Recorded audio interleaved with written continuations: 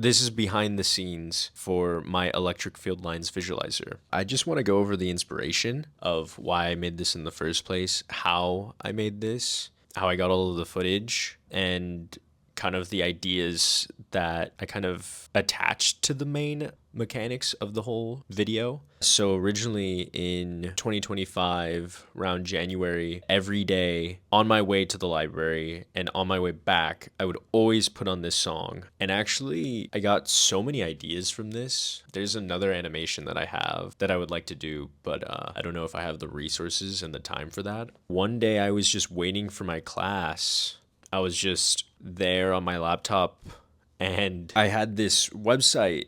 It's literally called Electric Field Lines. I'll post it in the description below and you can mess around with it if you want. I got this website from my physics professor back in high school in 2017. I've actually made little ideas or little art pieces out of it. And then I just was going back to it and I was playing around with it while I was listening to this song. And that's when I got the main inspiration of like, whoa, I can actually, like, what if I try and animate this? So originally I was going to do stop motion, but that would have taken like a year or something. So I just kind of, not stole, I scraped the website and took the mechanics. I made a bunch of demos on a sandbox in JavaScript. I wrote down all of these ideas that I wanted for these specific animations. So like one of them is an orbit, right? And there's several different types of orbits. I have like a circular orbit, which is the main one. That's like kind of like the flagship of the animation. And then I have like a star, rectangular one,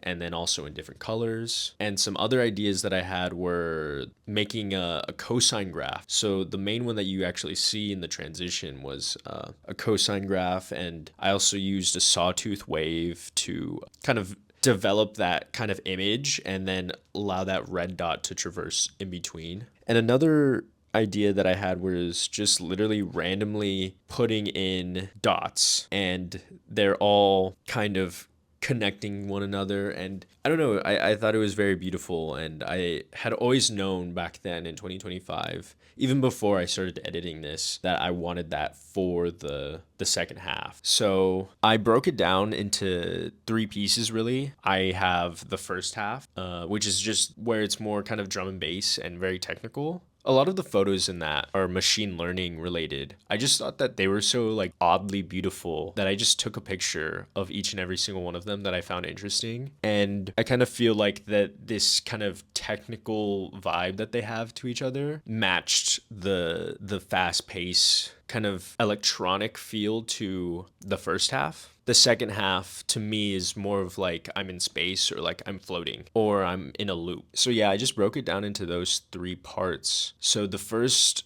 part with the images were the intro to machine learning, like math heavy photos. And then the second half is more, I kind of wanted to make it more silly, more lighthearted than the first half because it felt more, the second half of the song is more freeing in a way to me. Felt like joyful. So I think a lot of the photos in the second half are pretty funny.